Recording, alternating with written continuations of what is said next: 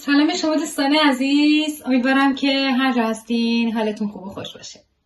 امروز من میخوام یه رولت یلایی درست کنم. اگر که شما هم دوست دارین با من همراه باشین ببینید که من چطوری آماده میکنم. بریم با هم ببینیم که چه موادی برای این رولتمون لازم داریم. موادی که لازم داریم تخم مرغه. من 3 تخم مرغ دارم. 2 تاشو زرد و سفیداشو جدا کردم، سومی رو جدا میکنم، حالا بهتون نشون میدم.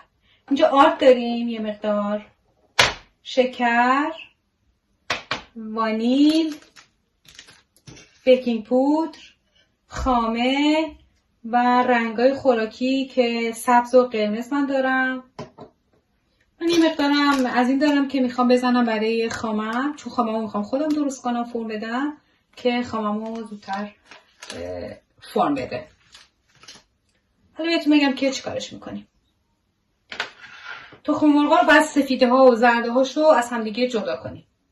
من آخریش هم جدا میکنم، به شما نشون میدم که ببینید.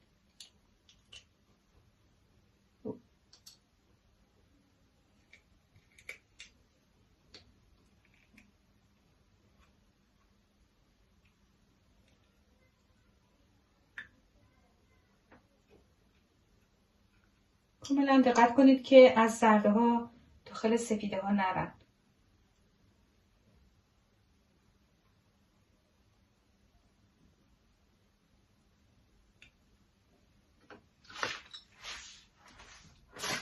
حالا سفیده رو میریزم داخل ظرفی که میخوام بزنم. باید با همزن بزنم سفیده رو تا حسابی پف کنه و حجیم بشه.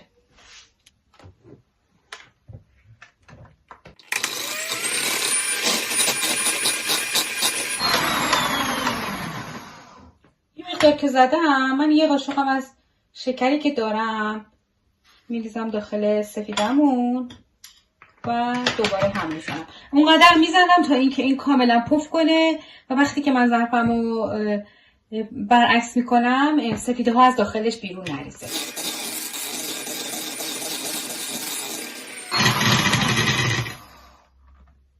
ببینید سفیده ها به هیچ عنوان دیگه نمیریزن. الان دیگه اینو من میذارمش داخل یخچال و بعد ادامه کار.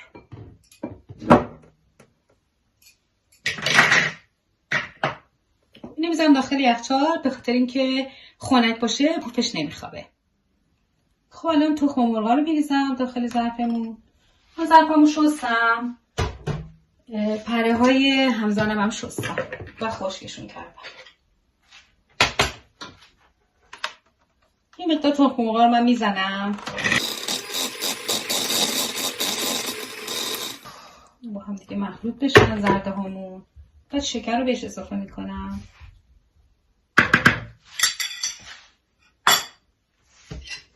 و وانیل.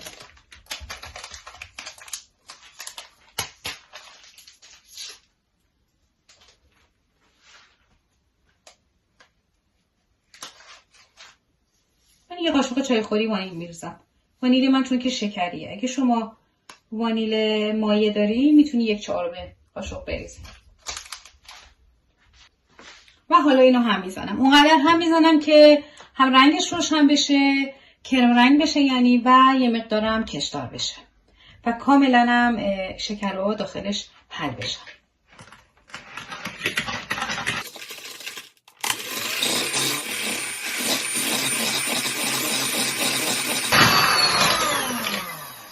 و هر از گاهی هم ظرفتون رو دورگیری کنید به خاطر اینکه بوی زخم تخم مرغ نداشته باشه و یکی دیگه هم که مواد کاملا با هم دیگه مخلوط بشه.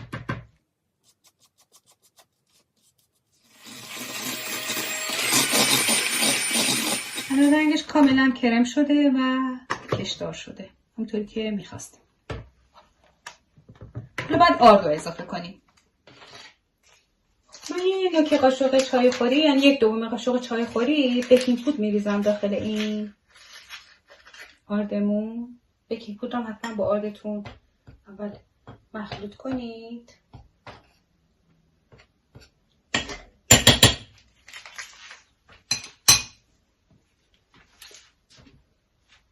بعد اردو میریزم داخل یه دونه الک. من اردو 2 بار الک کردم، الانم 1 بار دیگه میشه 3 بار. شما حتما این کارو بکنید. و طی 2 مرحله من این اردو به موادم اضافه میکنم، یعنی 1 باره نمیریزم.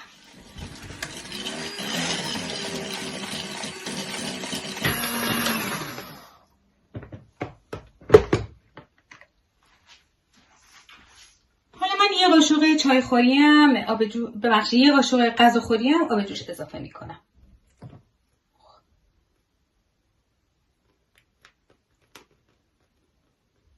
دیگه زیاد شد.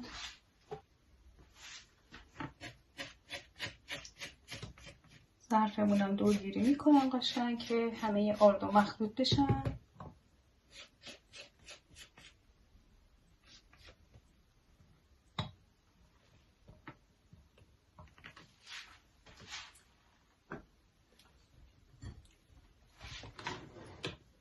بقیه اردم میریزم.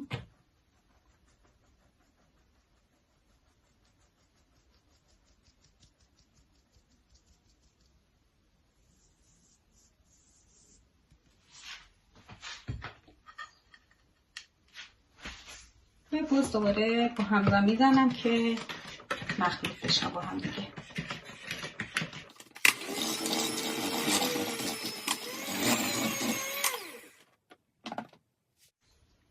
حالا سفید هم یه مقدارش رو اضافه میکنم.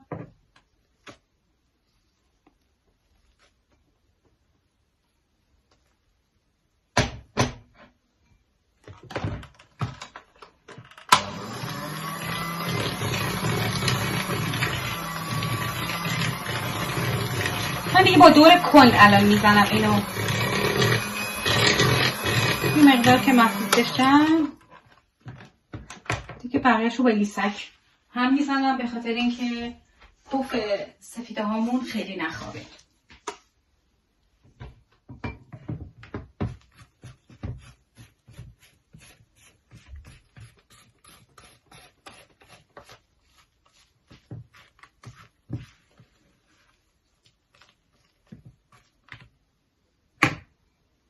بقیه‌اش هم میریزم.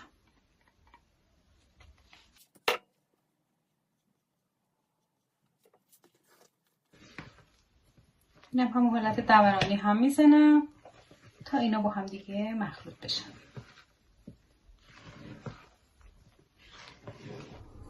خب دیگه من مواد رو به صورت دورانی همونطور که دیدین با هم دیگه مخلوط کردم، یعنی سفیده ها رو با بقیه مواد.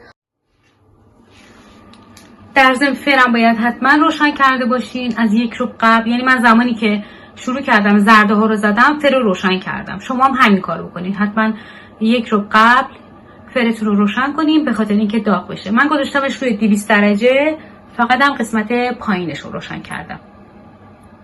خب الان مواد رو به 2 قسمت میکنم. یه قسمتش رو میریزم داخل این ظرف.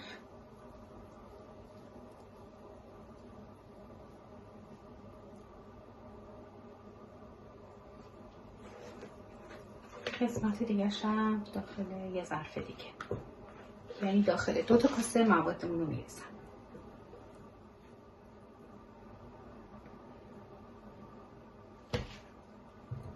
البته من برای اونی که رنگ سبز میخواد باهاش مخلوط بشه یه مقدار بیشتر از موادمون ریختم. خب الان یه مقدار رنگ سبز به این اضافه میکنم.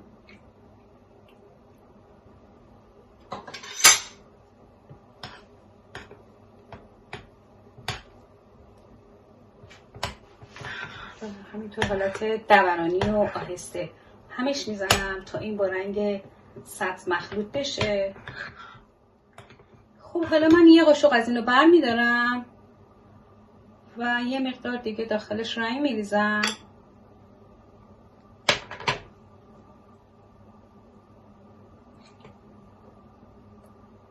که پررنگ تر بشه.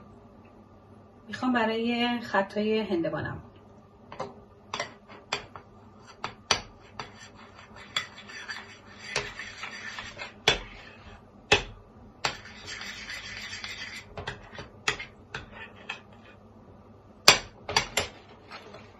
از این داخل اینم رنگ قرمز میریزم.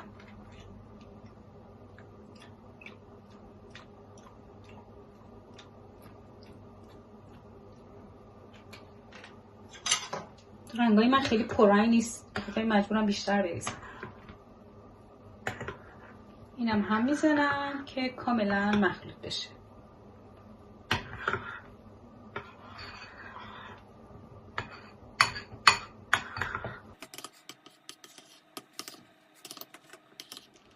خب من یه کاغذ روغنی انداختم کف سینیم و یه مقدار میخوام چربش کنم.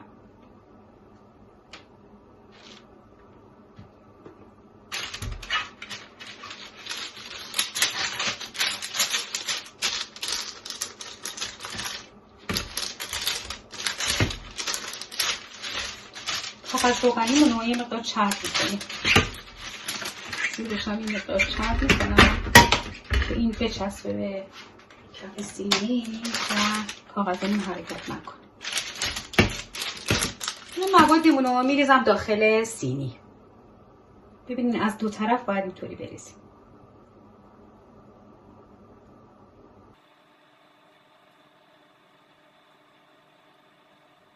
من با لیسک اینو همه جاشو سعی میکنم که یکسان پخشش کنم و صافش کنم.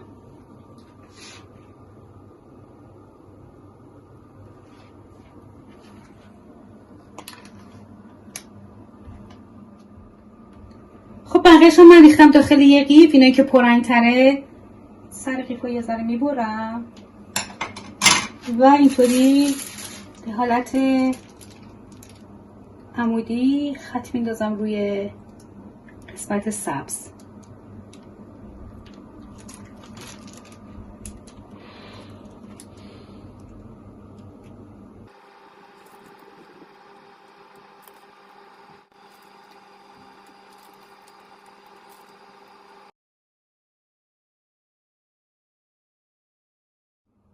حالا با یه خلال دندون اینا رو یه ذره اینطوری تغییر حالت میدیم، یعنی از اون صافی درش میاریم که مثل همون خطای هندوانه بشه.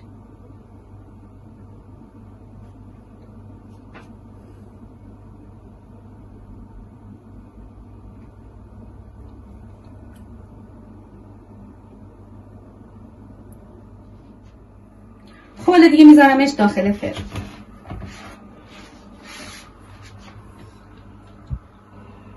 از طبقه وسط یه دونه بالاتر من میذارم. با 200 درجه گرمش کردم فرمونو، ولی الان میذارم رو 180 درجه. 8 تا 10 دقیقه. خب الان 8 دقیقه است که این داخل فره. من بالای فرمم روشن میکنم. 2 دقیقه هم میذارم بالای فر روشن بمونه، بعد درش میارم از داخل فر. خب عزیزان من دیگه اینو الان از داخل فر درش میارم. چند لحظه میذارم خنک بشه، بعد بهتون نشون میدم. خب الان من اینو برش میگردونم روی یه دونه پارچه کاملا تمیز و کاغذش رو ازش جدا میکنم آروم آروم.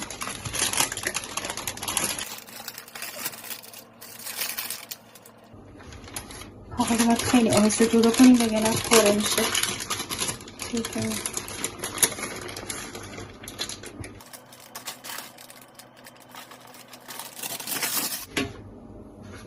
حالا با همین رولش میکنم، با همین پارچه.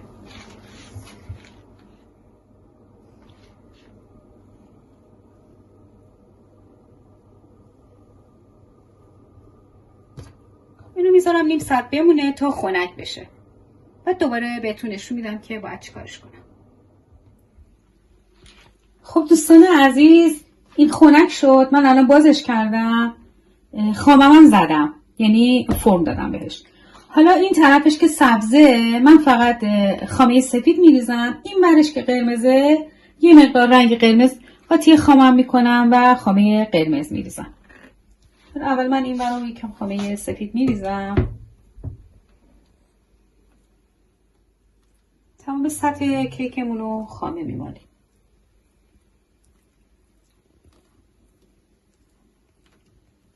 خیلی هم زیاد نمیخوام خامه بزنم. شما اگه دوست داری میتونی بیشتر بزنید دیگه، اون بستگی به خودتون داره. برای این مقداری که من درست کردم 150 تا 200 گرم خامه کافی میشه.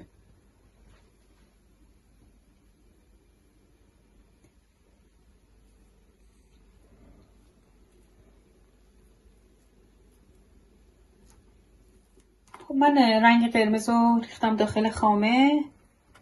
حالا مخلوطش میکنم آروم که پف خامه همونم نخوابه خیلی.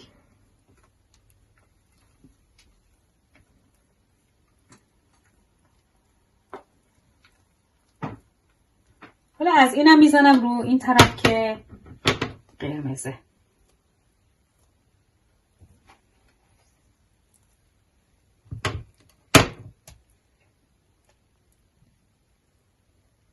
خب دیگه الان رولش میکنم من دوباره اینو از سمت قرمزش.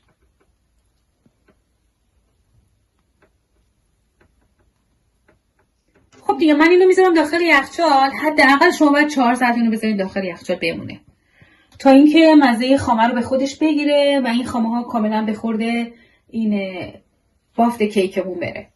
بعد بارش میزنم و به شما نشون میدم. ولی من میذارم اینو 1 شب داخل یخچال بمونه. یعنی فردا بارش میزنم و به شما نشون میدم. رولتمون آماده شده. من الان میخوام برش بزنم ببینین که چطوری شده.